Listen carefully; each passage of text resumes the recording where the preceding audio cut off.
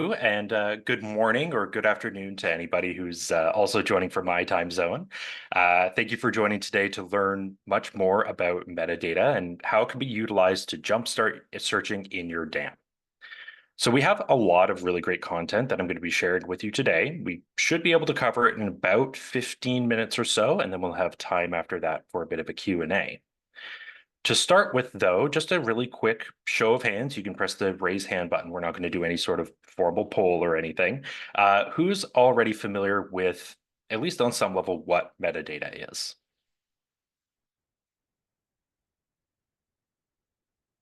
Okay. Okay. So in that case, what we're going to be really going over today is, like Ian said, some of the fundamentals within metadata itself. So our chat today is going to be broken into really 4 different topics. First off, we're going to be talking about the structures of metadata. Metadata itself is a pretty big term, so what does it even mean? We'll be taking a look at the differences in metadata between attributes as well as adding keywords to your search to build your search even more. After that, we're going to be talking about capturing data, and we're going to be looking at it in an easy, or in some cases even automatic way, to save your team's time and save them from being overwhelmed. The easiest way to do that is being able to map to specific existing metadata. Even then, though, not everything will be available within the existing metadata sets of an asset. Luckily, DAMs such as Media Valet utilize AI to capture keywords, text, and other key features to increase variety of assets that you'll find in your searches. Lastly, we'll be closing out with some examples of real-world case studies that prove effective metadata searches. In addition, like Ian mentioned, we're going to be taking a look at some real-world examples within Media Valet itself. So, with all that being said, let's go ahead and get started with something that you're already probably familiar with. So when you think about searching within any system, what is it that you think of? Maybe you're in your computer and you're searching for a file name and that's it. Or you're clicking through some folders and hopefully find what you're looking for, but maybe things are a bit disorganized and you're having some difficulty. If that's what you're doing right now, don't worry. That's a very common way of getting started with any database or any computer. Now, that being said, though, specific content can sometimes get overlooked. So for example, what about a Word document that contains the word that you're searching for in the document, but it's not actually in the title itself? Or what if you're looking for a specific theme of content? Well, that's where having the right kinds of metadata can become increasingly important. So what qualifies as metadata? Ultimately, it can be broken down into 2 categories: attributes and keywords. Attributes are pieces of backend data that act as identifiers. This data is objectively true about the asset in question.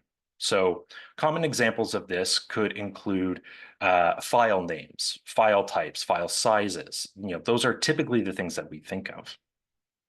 There's also additional data that could be useful for you to add to that list.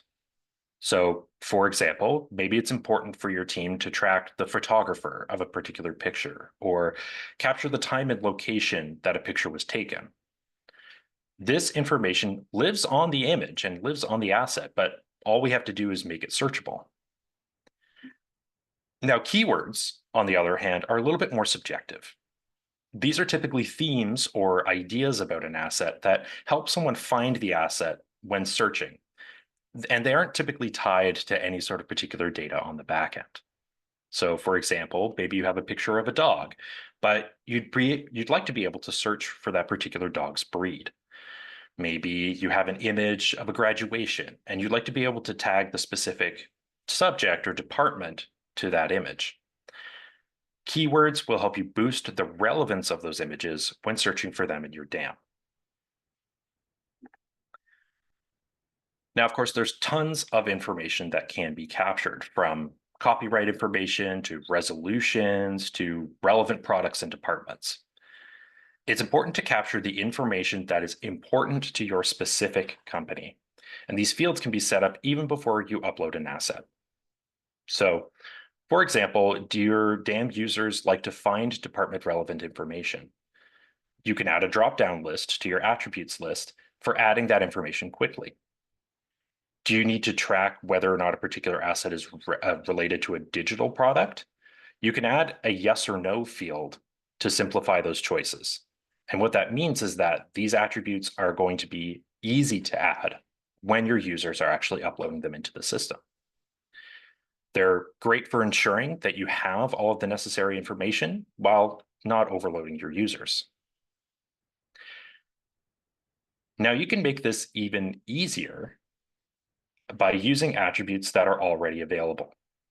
So, for example, many types of assets, such as photos or videos, often automatically include information about the device, the location, and the time that the asset was created. This information can be automatically mapped to a custom attribute, which reduces the processing time even further. With this, users of your DAM can now search for a specific set of assets created on a certain day, all with very little setup. Now, when it comes to keywords, the open-ended nature of adding them can seem a little bit daunting. Many DAMs, like Media Valet, offer a solution: keyword groups. You can pre-create sets of keywords that allow for easy selection of keywords rather than typing everything in all the time.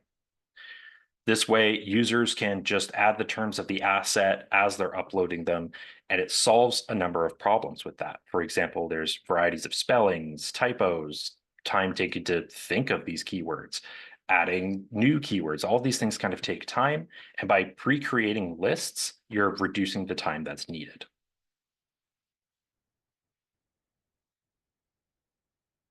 Now, looking at something that's a little bit more uh, relevant to today's world.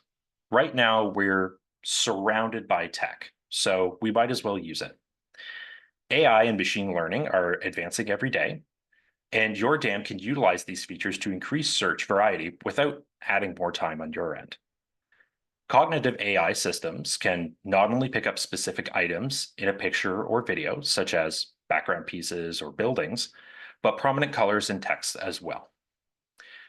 This means that you can create a cohesive search of specific color theme, all without doing any of that tagging yourself. Now, this goes even further with using facial recognition features. By training your AI, you can tag specific individuals to your organization automatically. If you need to find a picture of the CEO easily, you can use facial recognition to find those pictures that you may never have thought of including in the first place. Now, I've been using pictures as a lot of the examples for these particular cases, but using AI and things like that doesn't just apply to pictures. Let's say you're working on a marketing project and you need a video themed around the idea of progress. AI systems are often very good at picking up core themes of videos, meaning that even if the video didn't include the term progress, for example, but rather included the ideas of moving forward or future proofing, your system will be able to find these easily. Ultimately, what using AI and facial recognition is really good for, it all boils down to being able to search easily. So, that's a lot of theory. That's a lot of information to be thrown at you, but let's take a look at some real world examples. Earlier this year, a university came to us simply looking for one central location for all of their digital assets. Once they began using the DAM, however, they did notice a problem. Their users weren't looking for the same things that the administrators were. Users wanted to find specific people, specific events, and assets that were related to their specific field of study. Now, after taking a look at their keywords and attributes, we decided on a few things. Number one, we mapped the creation date of their assets to a custom attribute. This meant that users could now search within a particular time frame to find the assets that were created during that time, tying them to specific events. We also created an attribute that required uploaders to add the relevant department to their assets they were uploading. With this, users could now search for assets that were related to their field of study. Lastly, we started using facial recognition to tag the department heads, meaning that presentations were built around the people without taking forever to find those pictures of those particular people.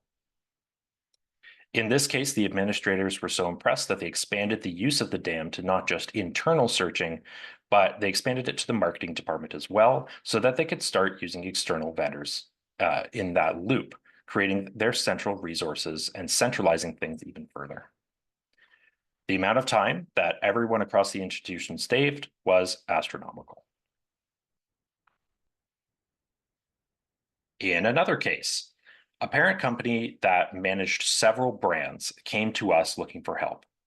Their current solution wasn't tracking all of the data that they were looking for. They weren't using a DAM, so tagging keywords and attributes wasn't something that they could currently do. They had hundreds of different logos across dozens of brands, so they needed to find a way to quickly find what they were looking for, and again, a quick turnaround time. Using a DAM, they were able to add keywords such as external or a specific brand name to search for that asset easily. They were able to build the correct marketing videos that were already created to reinforce the theme of the presentation, instead of creating something brand new that would never be found again. All of this was done with just adding a few little keywords. So with all of this, let's take a look at an actual live demonstration within Media Valet. So here we are with our Media Valet system. This is just a demonstration of a live version, but your version of Media Valet may look very similar. Now let's start things off with a particular scenario. Let's say marketing came to us and they said, hey, we're looking to build some digital content and we need people that are looking very happy. So of course, that makes sense to us. So we're just going to type in smile. Okay, that gave us a lot of results back.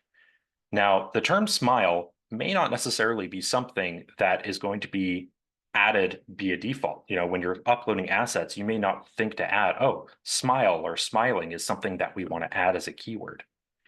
Now, fortunately, when we're taking a look at an asset, we can see that while we do have a list of keywords that were added to find particular pieces, the AI system is also very good at picking up specific pieces of information. And all of this is found within the details of the actual asset itself. So for example, we found smile in the AI tag here. In Media Valet, the AI information is found within Image Intelligence in the Detailed Information tab. So all of these things, while they may seem obvious to tag in a particular for a particular asset, they're not necessarily things that you would think of because they are so obvious. Now, that being said, though, for this particular project, we were asked to find people that were smiling. So it was good that the AI system was able to pick this up. Again, without using AI or without using these keywords, this particular asset of these individuals smiling here would never have come up. So having those AI systems in place really helped our search. Now, with all of these keywords, of course, we can narrow down our search to really just make sure that if we want to include that metadata or not, the AI systems that's found in cognitive metadata, we can always exclude that from our search and try again. Now we see we've reduced our count from 75 to 36, and we can keep diving in even further. Now, let's say marketing came to us and gave us something a little more specific. They said, yes, we do want people that are looking happy, but we're a tech company. And so we need somebody who's using tech while looking happy. We go, okay, great. Let's just add computer to our search. And again, because of the tags and because of the AI systems that are picking up computers here, we're able to narrow down our search even further. Let's take a look at a different scenario. So let's say another project comes up. We say, hey, marketing is looking for us to provide some information and provide some sample videos on using metadata. We go, okay, so we're in our DAM. Let's start with a search just on metadata. Now that did yield some good results here, but we do have a sample of a video that's here, but let's dive in a little bit deeper. So within something like Media Valet, you can double check by removing all of these to just look in the cognitive metadata, as well as look for videos only. So now, of course, we have our singular result here. Now, when we take a look at this video, we can even see just by the file size that this video is quite large. And it's possible that this video contains a lot of information and some of it may not be relevant to metadata. So let's dive in even further to find the exact parts of this video that speak on metadata. So we're going to click into our detailed information. We're going to look at the video intelligence. And let's take a look at the transcript. So here over on the right, we have an example of the transcript and timeline of the video itself. And fortunately, Media Valet, just like many other DAMs, you're able to search within that transcript for a specific term. So I'm looking for metadata. So now we can see that metadata is brought up in this video between the 10-minute and 20-minute parts. So now all we have to do is grab this video, put it into our favorite editing software. That could be Adobe Premiere or whatever else you like to use. And we can now clip it down to the 10 to 20-minute mark, reducing the amount of time and reducing the amount of space that this video is taking up in the presentation.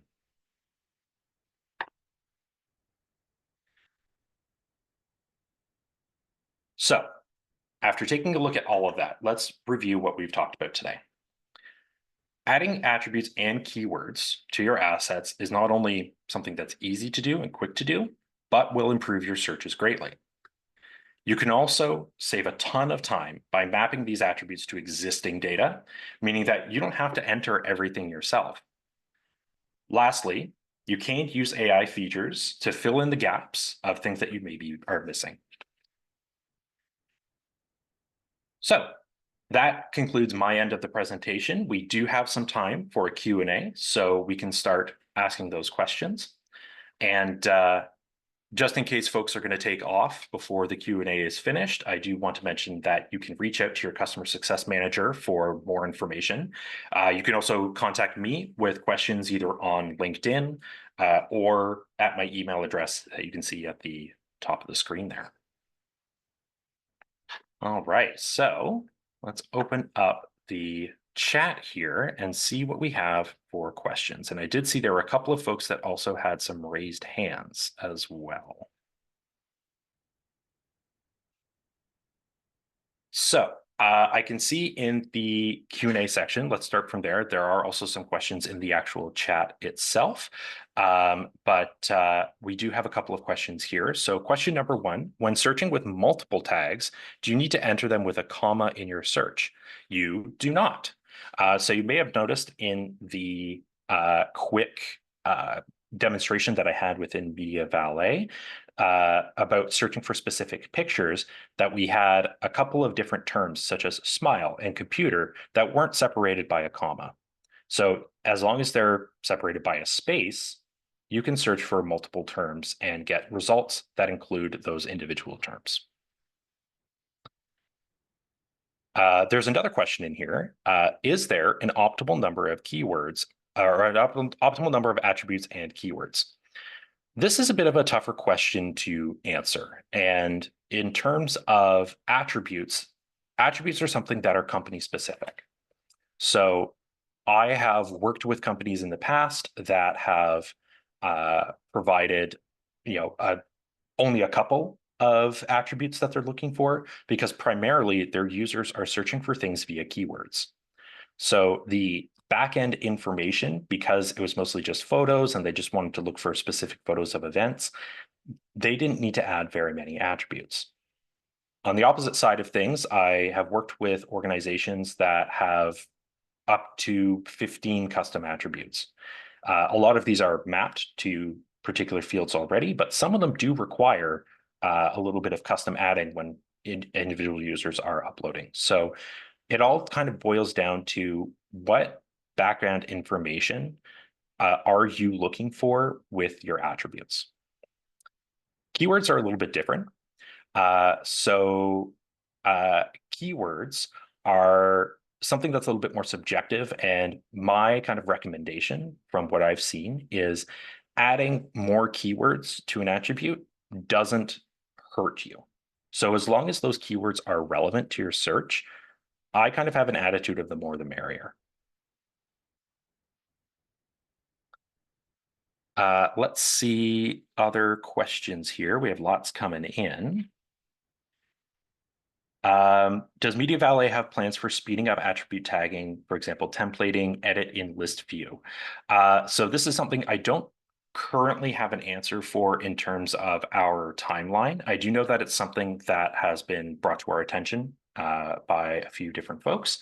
And so that's something that while I don't currently have the answer for right away, it is something that has been brought to our attention in the past. Let's see, what else do we have here? Are there plans to simplify metadata export and import for easier tagging? Similarly to the question above in terms of simplifying the process of metadata export and just general tagging and metadata information, the process of exporting that information as well as importing, say, via a document is something that has been made has been brought to us as something that customers would like. And while I don't currently have the roadmap in front of me for this presentation, I do know, again, it's something that's already been brought to our attention and is on our minds when we're thinking about adding new features. There's a great question here about tags that a user, if there are tags that a user does not completely agree with, can a tag be removed from asset metadata? Yes, it absolutely can. So on both the attributes, keywords, and even the AI side of things, all of that information can be removed. If, for example, people are uploading and maybe there's a misspelling or maybe the AI is picking up something that you just don't want to include in that search, all of those are fully editable and you can, in fact, remove that information from your search. There's another great question here. Is there an ability to train the AI on what a specific object is? So similar to facial recognition and training it on what people look like. I want to tell it what an object is and then have it find all of our assets that contain that object.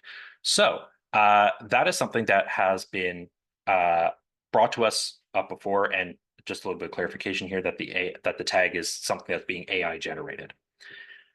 That is something that has been brought to us before, and I fairly recently had a conversation with some of the AI folks that aren't necessarily like Media Valet folks, but the organizations that we work with for our AI and tagging. And this is something that while a lot of the AI technology isn't quite there yet, it's one of the upcoming stages for AI tagging. So while currently there is not the ability to train an AI on a specific object, so say the specific name of a building, if it doesn't have the text on it, or something along those lines, that is something that in the future is a potential option there. So to simplify that answer, it's not quite there yet. AI is still being, it's still a fairly new technology, but we are slowly getting there.